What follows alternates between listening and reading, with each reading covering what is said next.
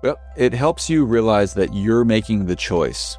For however your life turns out, you're deciding that. So if you want to live an ordinary life and that's what you're doing, you're making that choice. We'll call that choice A. If you want to live a great life, an extraordinary life, and take it to the next level or several levels, you will make that choice.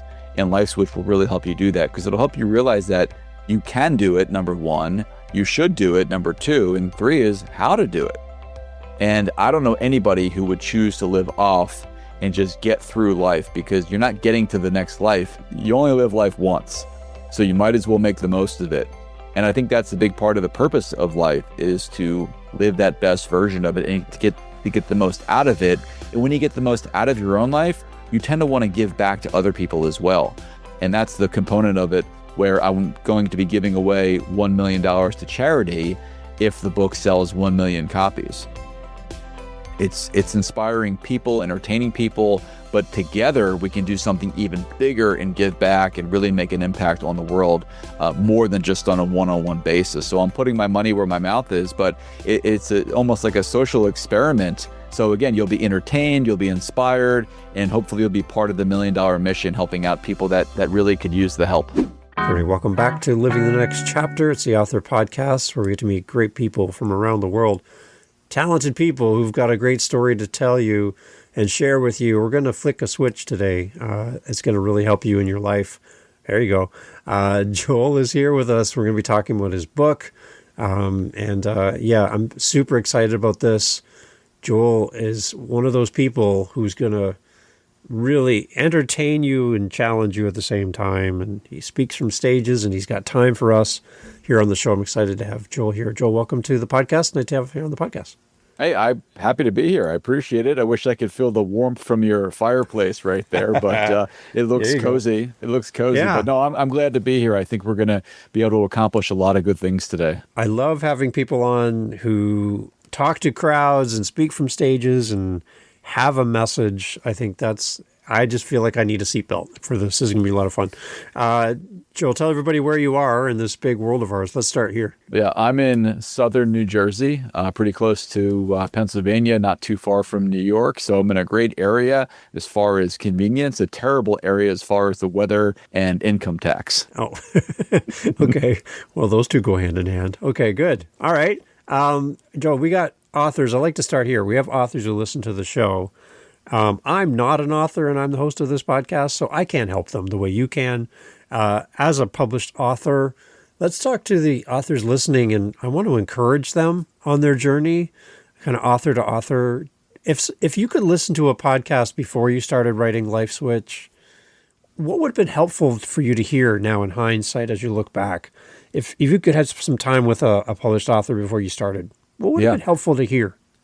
The number one thing I would give to any new or author thinking about doing a book is that the book is great, the book is the message, the foundation, but without a following, without a lot of people in a network, it's going to fall on deaf ears. And that's the biggest mistake that authors make. It's a mistake I made. I didn't focus on building my network.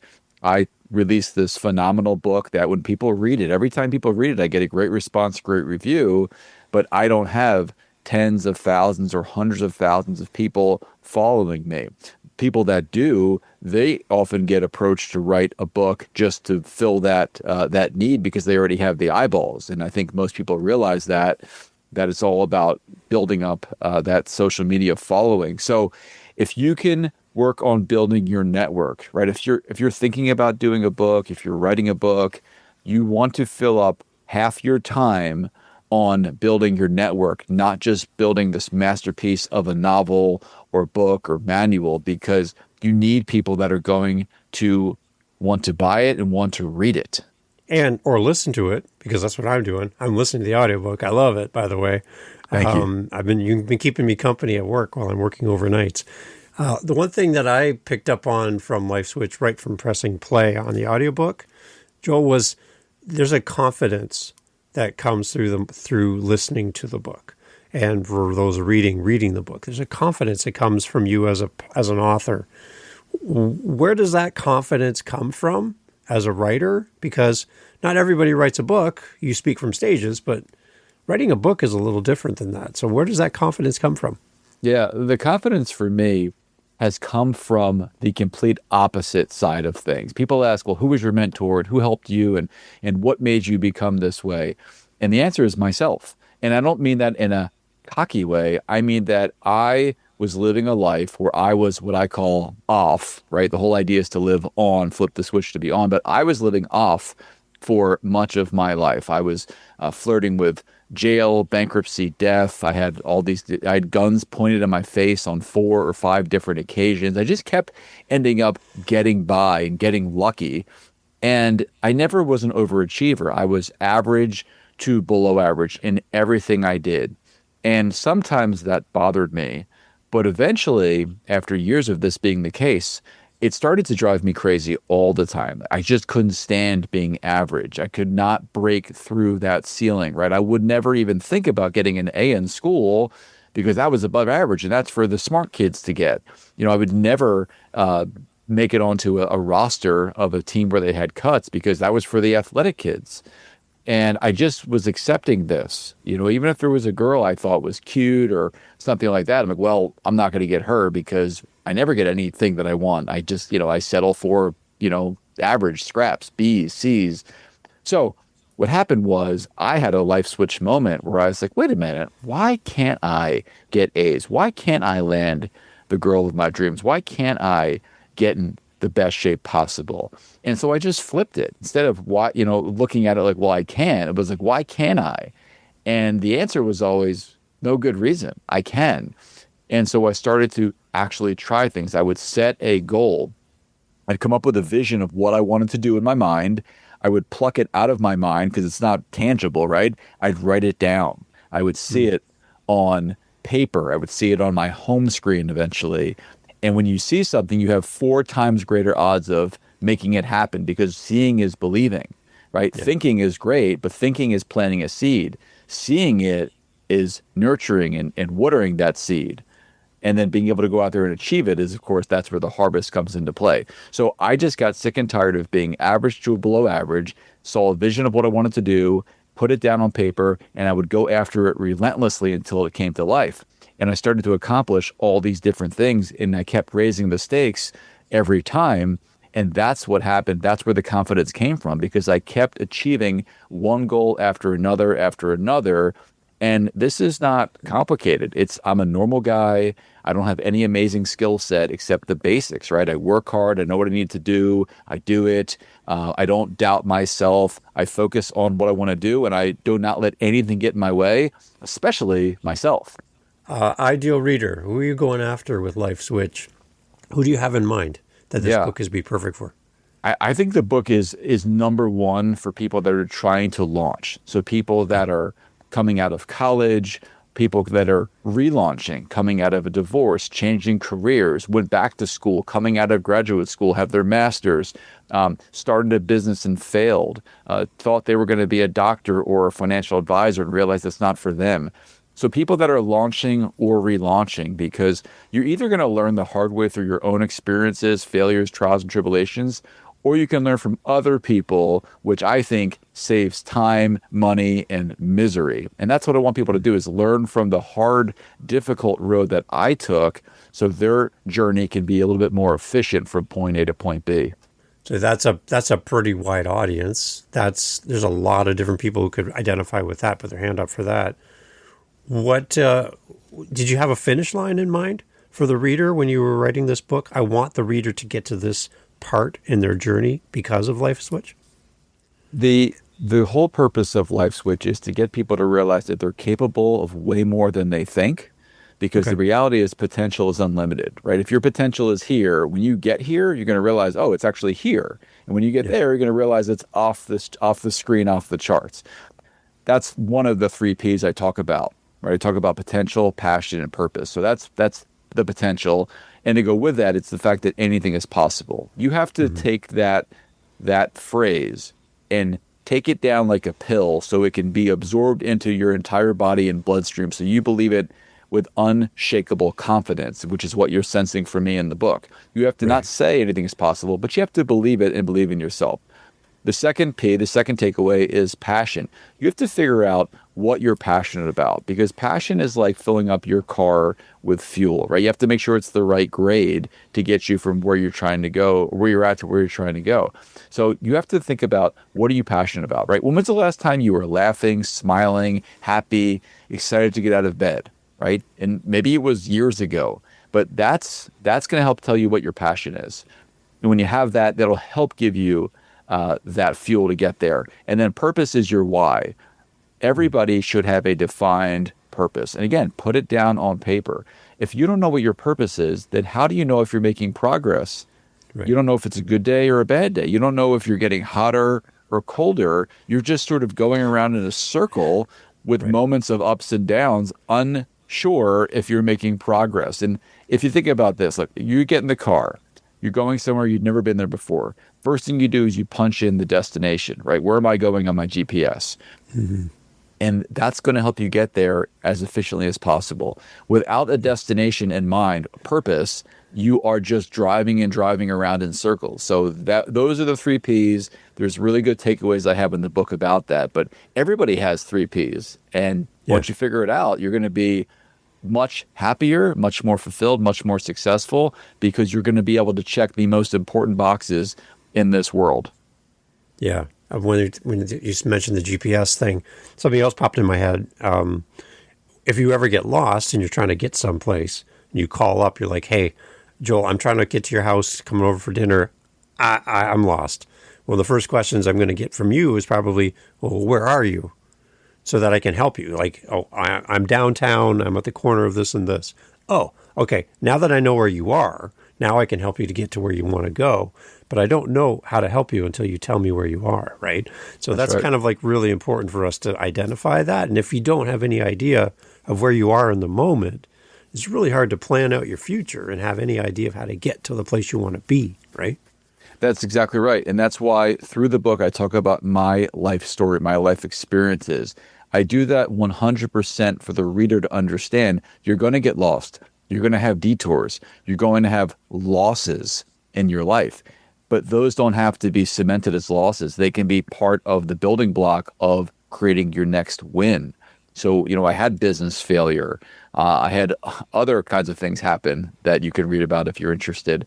But everybody has challenges. And it's how do you avoid them sinking you, and how do you use some of them as launching platforms to something positive? Because there's opportunity in everything. And there's actually more opportunity in the bad things that happen to us than even in the good. And some people just view things, I would say, the wrong way. They're viewing that as a dead end or a closed door. I had my restaurant business, when it failed, it was the ultimate closed door in my face. But because I was looking for opportunity from it, I found an incredible window of opportunity that led to way more success in a different industry than I ever would have had if I had success in the restaurant business. So it's understanding that there's like these nuggets, these diamonds that are waiting to be mined in your life. People think they want the easy road. They want to go undefeated. They want everything handed to them. They want to get the scratch off lottery for $1 million or whatever it is.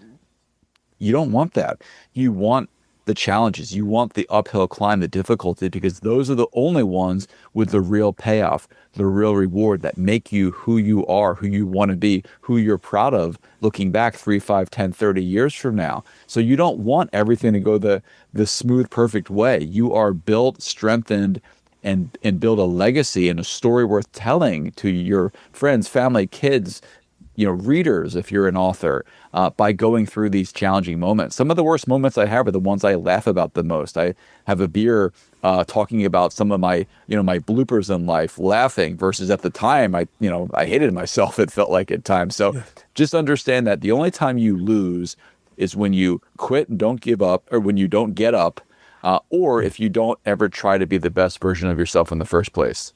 I think as you're talking, I'm thinking of a baseball player at bat. And not every time at bat is a highlight.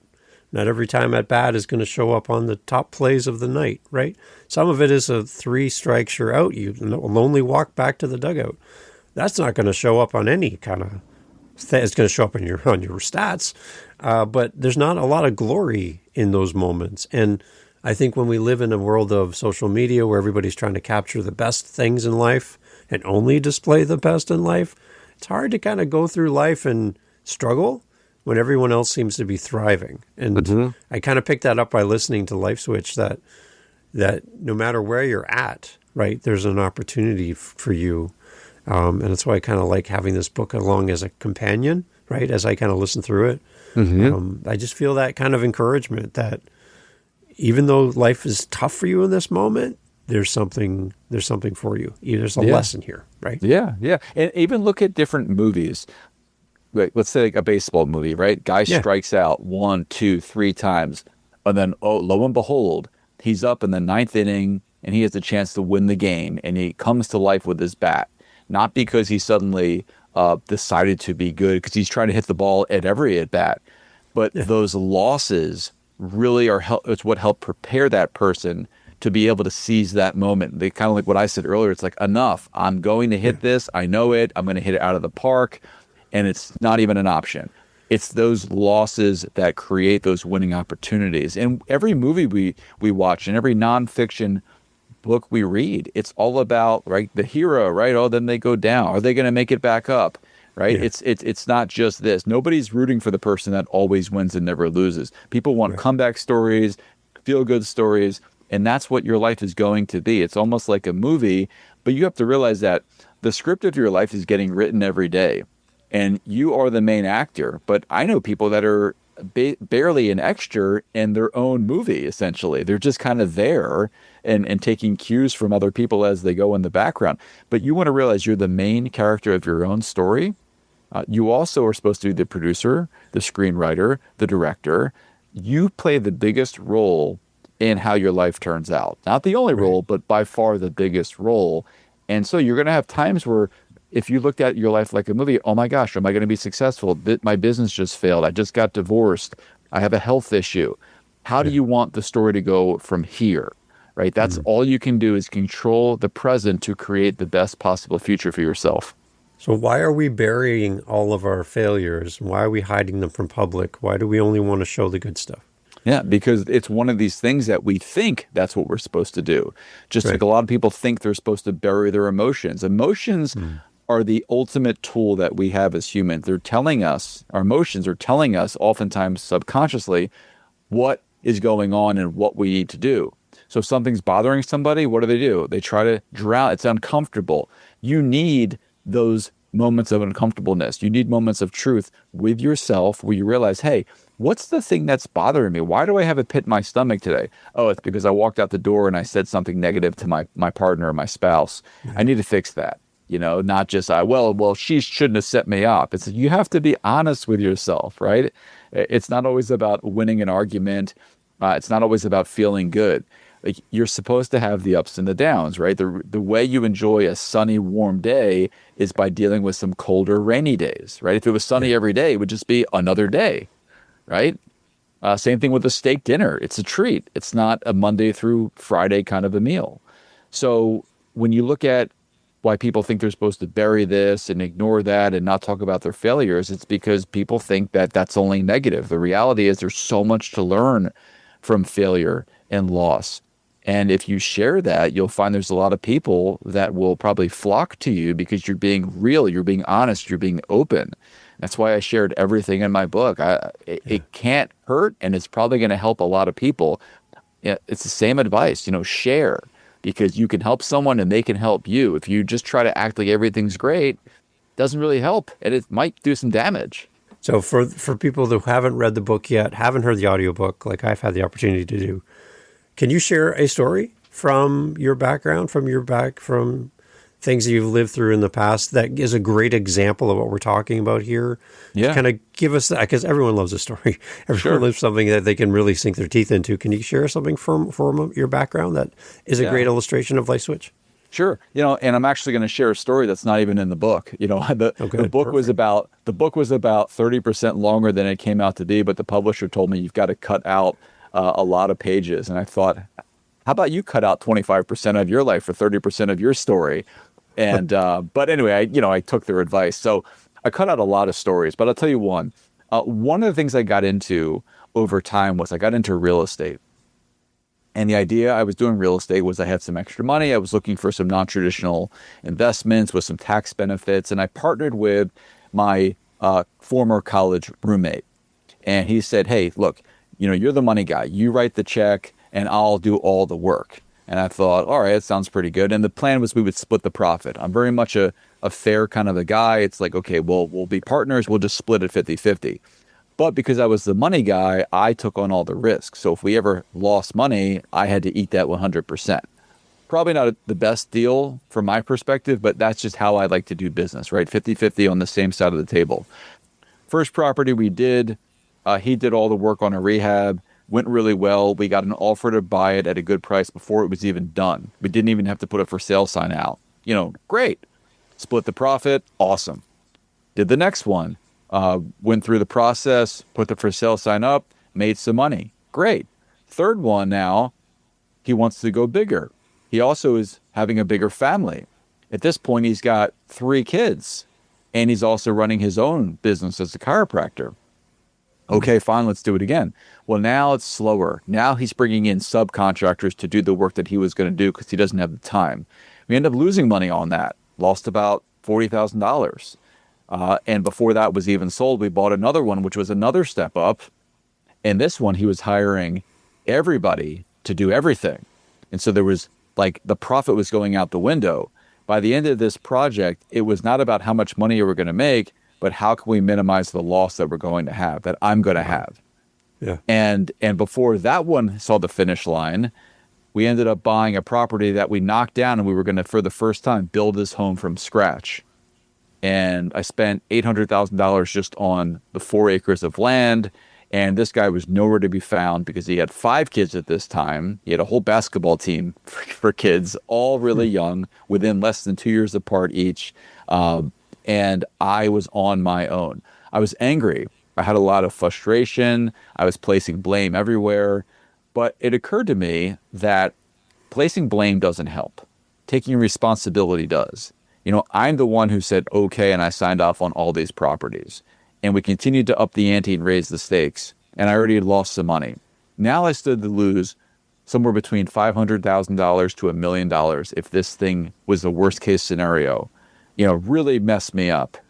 And I just said, you know what? This wasn't the plan. This wasn't the deal, but this is where we're at. And what I need to do is get involved and make this happen to go as well as possible. And I would go visit the property oftentimes 3 times a day.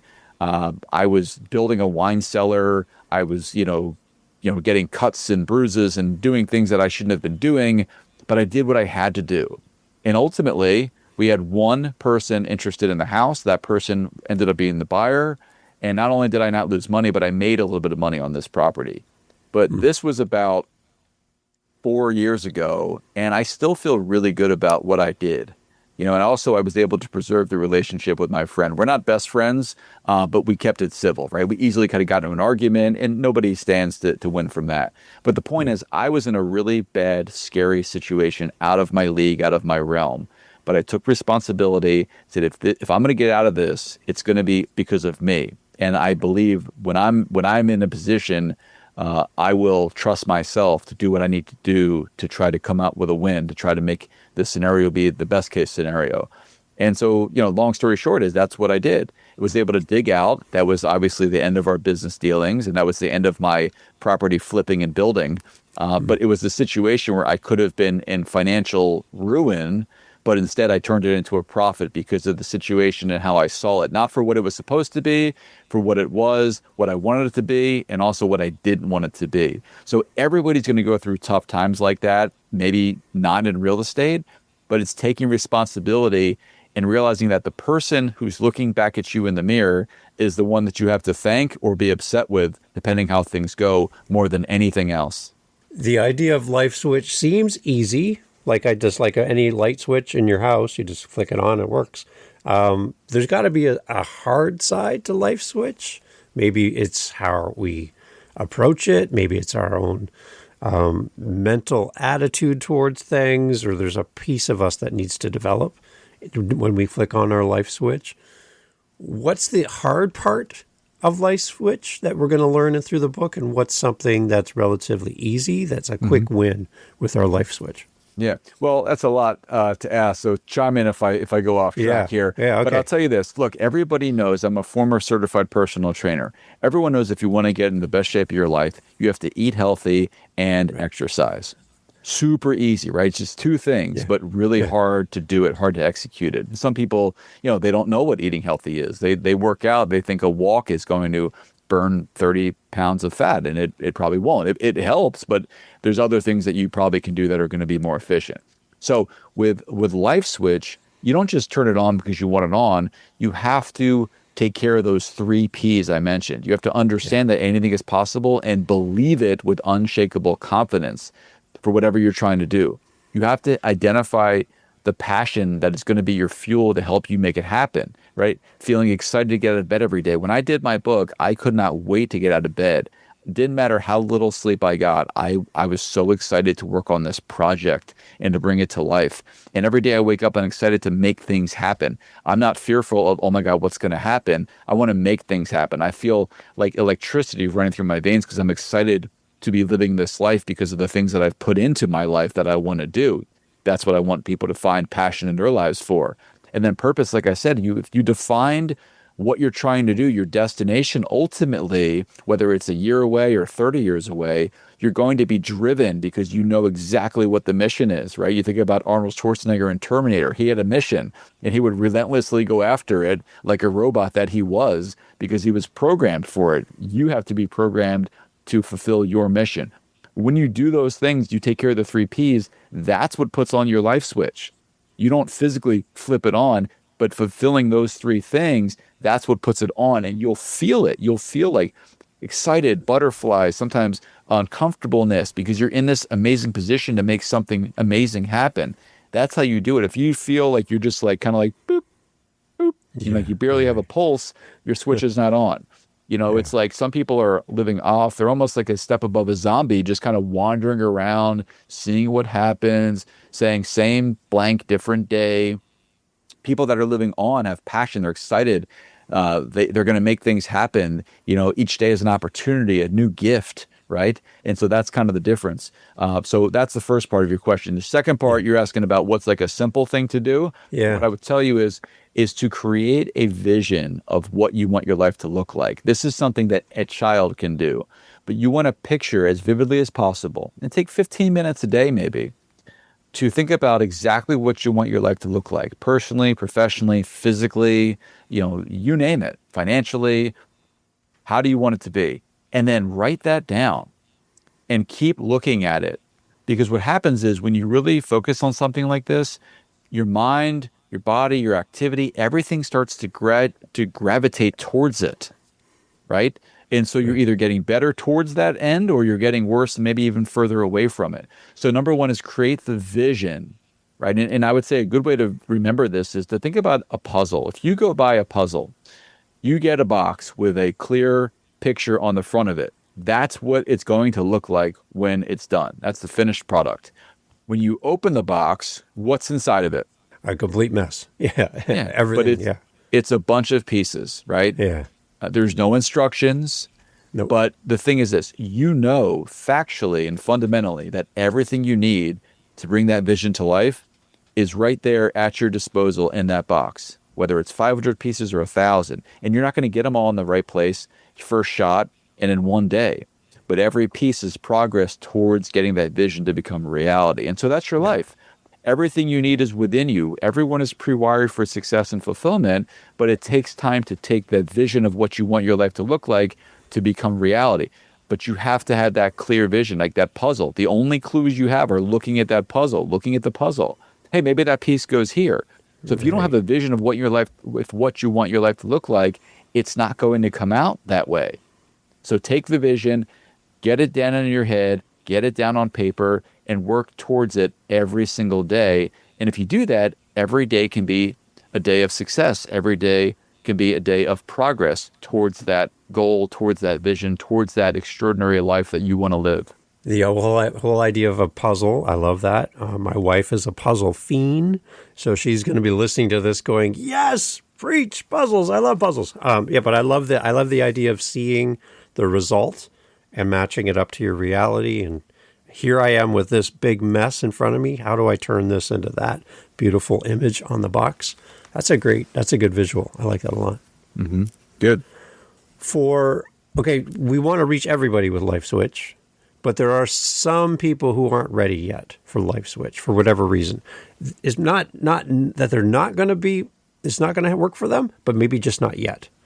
Who would you say is maybe not ready for Life Switch right now that could work towards it, but right now it's probably not going to work for you in this moment? Is there somebody that this book might not work for at this point? It's funny. I've had a lot of different people read it in different demographics. And one of the things I've been pleasantly surprised about is people that are a bit older have found that it resonated tremendously with them, because you're never too old to live the best version of your life. There's always something you can do. And a lot of people that are retired or retiring soon, which is a lot of people that I work with in my financial practice, they have enough money, but they know how to spend their money, but they don't know how to spend their time. And they have forgotten about that childlike passion they had 30 and 40 years ago. It's almost like Peter Pan. It's like they just forget what it was like. When I retire and I'm 65, I'm going to do this, this, and that. And then they retire, and it's like their name badge absorbed into their body, and they've become what they did. You have to separate who you are from what you do. And so you can live with passion and have activities. Even if you're working 40, 50, 60 hours a week, you can still inject some passion into your life now, but be thinking how you can inject more. But the only two groups that this book has not resonated with a ton with are younger kids that are high school and younger, because they haven't had the challenges yet, for the most part. They haven't had real world challenges, and so they don't really understand what it's like to go from off to on. They think they're on, they're living their life. They have not gone through all these different versions of life yet, the ups and the downs, the challenges, all these crazy things that I've gone through, that a lot of us have gone through. So I like people that are towards the end of their college career. That's a great starting point. Also, people that are already super successful and fulfilled and living their best life. They have all enjoyed the stories in the book, but they felt that they're already on their right path for themselves, which is fantastic, right? Because that's the goal for everybody. But I have a lot of friends that are really well off in every regard. They're very happy, they're fulfilled, they're living with passion, good family lives. They've enjoyed it. It's been entertaining, but there's not a ton that they would change about their lives, which is fantastic. But the thing, it's not for those people. It's for people that are trying to figure out their life, that are living an ordinary life, that like I was, like an average to below average existence, that want to turn it around and live an extraordinary life and be well off in every regard, to be rich in all senses of the word. So you talked earlier about kind of like a zombie-like existence, very complacent, just kind of wandering through life. Life Switch is there to kind of turn that around. What could shock somebody into saying, I need to make a change? Like what I'm doing right now, and I'm just doing life. Life passes me by. I have no recollection of anything that's happened recently. I just exist. How is Life Switch going to help somebody who's just kind of existing right now? Yeah. What is it going to do for us? Well, it helps you realize that you're making the choice. For however your life turns out, you're deciding that. So if you want to live an ordinary life and that's what you're doing, you're making that choice. We'll call that choice A. If you want to live a great life, an extraordinary life, and take it to the next level or several levels, you will make that choice. And Life Switch will really help you do that, because it'll help you realize that you can do it, number one. You should do it, number two. And three is how to do it. And I don't know anybody who would choose to live off and just get through life, because you're not getting to the next life. You only live life once. So you might as well make the most of it. And I think that's a big part of the purpose of life, is to live that best version of it and to get the most out of it. And when you get the most out of your own life, you tend to want to give back to other people as well. And that's the component of it where I'm going to be giving away $1 million to charity if the book sells 1 million copies. Wow. It's inspiring people, entertaining people, but together we can do something even bigger and give back and really make an impact on the world, more than just on a one-on-one basis. So I'm putting my money where my mouth is, but it's almost like a social experiment. So again, you'll be entertained, you'll be inspired, and hopefully you'll be part of the $1 million mission, helping out people that really could use the help. Now that's unique. I've had a ton of authors on this show, and I haven't had that come up in conversation. So what was the spark to do that? Like, why does that resonate with you to go down that path? Yeah. I've been very charitable inclined, my wife and I, for a long time. Each year we make sure we're donating to the charities that we really believe in and want to support. And I knew when the book was getting ready to launch, which came out in October, but I knew that it was going to be, to a lot of people, just another book, another self-help guru kind of a guy, which I don't view myself as that. But I knew I needed to do something different. I wanted to make a splash. I didn't do the book to make money. I have a very successful financial career. But I thought, how can I really do something great, something that I can really be proud of and impact more people than just me and even just the readers? And that's when it just hit me. And again, another life switch moment, that the perfect solution is to have that out there so we can all work together towards that sales goal. And we're off to a really good start so far. But then have everybody who buys a book in any version of the book, whether they pay 99 cents for an ebook or an audiobook or the hard book, everybody is part of that mission of giving $1 million to these charities. So it's just something that I got super excited about. And it also helps to cut through the clutter of just another book, another author. So once that hit me, I was 100% fully focused on making that happen. Not just the goal of it, but I sincerely believe that we're going to do it, and I'm not stopping until we do. On your website, I'm reading too, you mentioned that what this book can help us with, and you mentioned how to recognize the warning signs of a life on autopilot. So if I'm imagining my dashboard on my car, I can see that I have a really flat tire on my car. There's a little light comes on. What kind of lights show up on our dashboard that Life Switch can help us to identify and move forward with?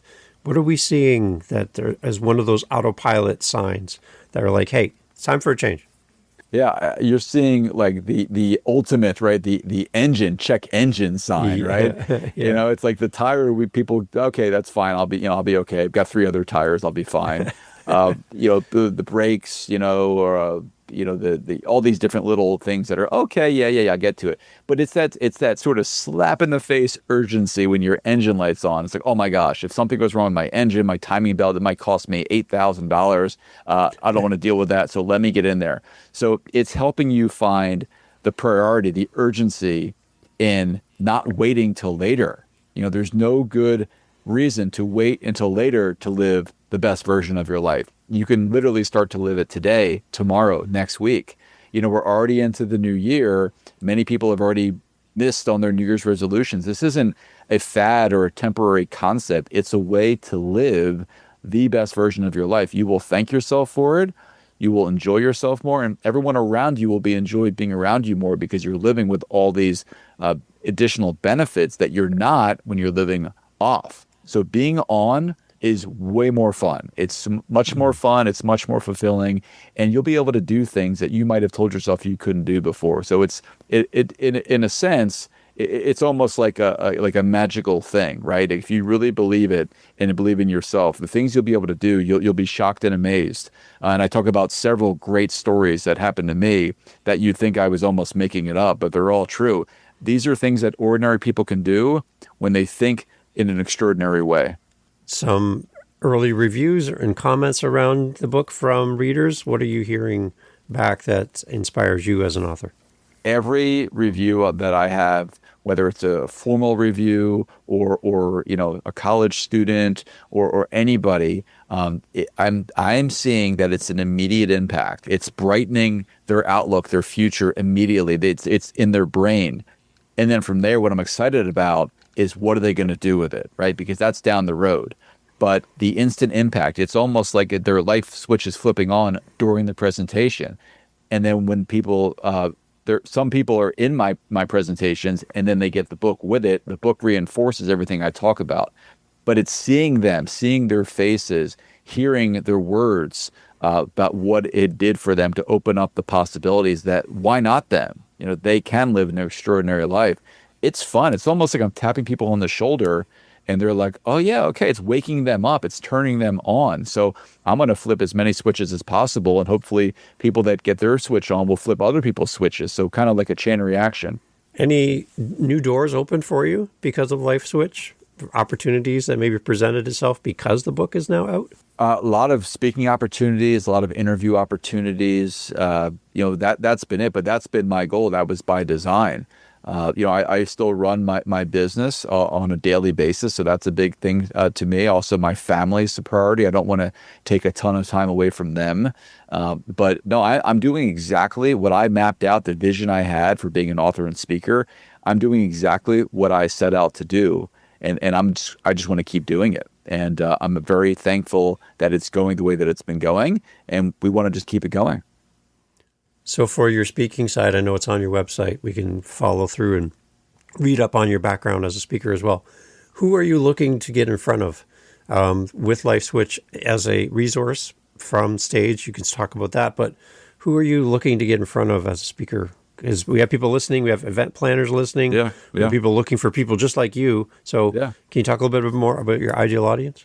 Yeah, broadly, people that are looking to motivate and inspire people, whether it's students or employees or salespeople, management teams, that's the perfect fit. My goal is to inspire and entertain.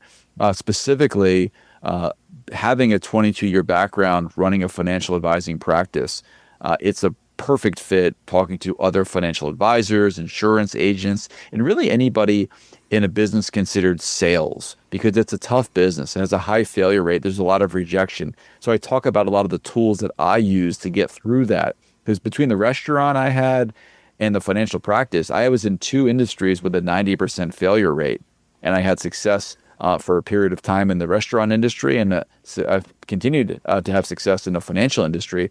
So that's really kind of direct advice there. But also, I really love speaking to college students, graduating seniors, graduates of master's programs, things like that, because they are at the doorstep of climbing this mountain of life, and they can get off to a much better start if they have some of these tools and experiences through me, versus just going out there and some of them just fall flat on their face and don't ever recover.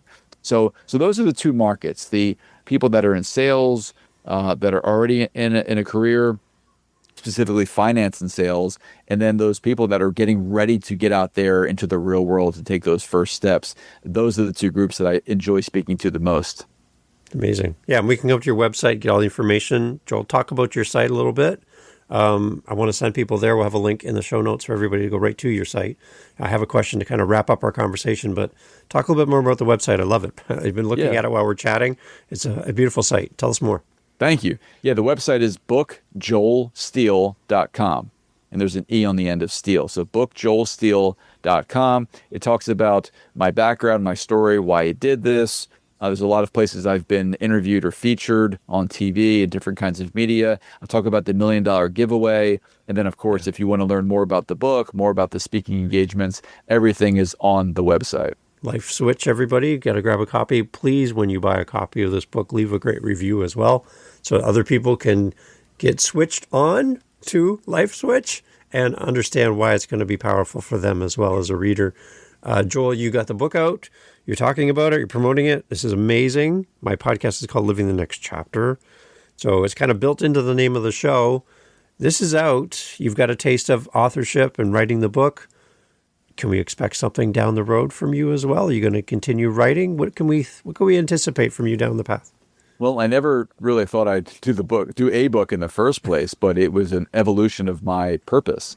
So yes, there's a possibility I'll do a second book, but I will tell you that we've got a long way to go in the process of getting LifeSwitch to sell 1 million copies. Again, we're off to a great start, but it's only been since October. So I plan to push this and continue to deliver the speeches based off the LifeSwitch formula, getting people switched on. But ultimately, there may or may not be a second book. I will tell you and any potential author out there, writing a book is a lot.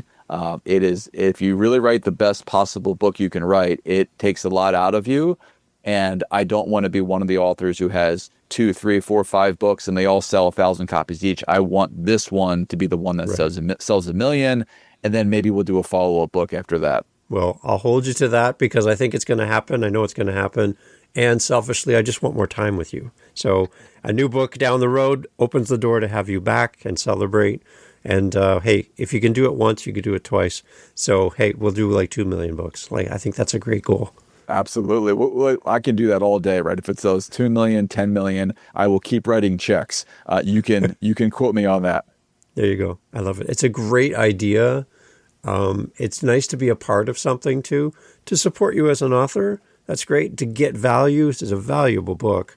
Again, the audiobook I love as well, but also that we're contributing to something bigger as well. We're part of something, and it's going to help other people. I think that is such a great idea, Joel. I wish more people were creative in this way, so that we can be a part of this and, be a support as well. I think it's a brilliant idea. Awesome. I appreciate your support, and you absolutely are part of that $1 million donation. When you bought the audiobook, that counts. Yes, I'm part of it. I love it. That's good. Everyone, all information is always in the show notes for Joel. Go check it out. Grab a copy of Light Switch. As you're listening to this, I know you're thinking of somebody else who would also enjoy this. So let them know about the podcast. Let them know about this book and Joel's website, so that they can grab a copy, or just buy a second copy and send it to them. That way they can have it as well. Joel, thank you so much for doing this, taking time from your family and your busy life to make time for the show. I appreciate you being here. Thank you. It's my pleasure. Hey, thanks for listening to the podcast. Glad to have you here. I just want to let you know that you can always find out what we're doing live in the moment by going to our YouTube channel. Head over to livingthenextchapter.com. There'll be a link right there. Head over to our YouTube channel. Make sure you like, subscribe, do all the things that all the YouTubers love to say. And in our YouTube channel, a couple things. You're going to get advanced listens. You're going to get the episodes that we're working on in real time. So we record and post daily on our YouTube channel. I'd love for you to give us a follow over there. As well, we're making playlists. We have over 500 episodes. So finding the right episode for you, we're trying to group things into playlists. So if you like children's books, if you like business, you like historical fiction, we're grouping our authors together to make it a little easier for you to find your favorite next author. So head over to livingthenextchapter.com. And again, I'd love to hear from you. Hearing from the listeners of the show is great. And I just want to say thank you for being a part of the podcast family. And I look forward to having you back for the next episode. Thank you for being here. I really appreciate your time and your listen. Take care.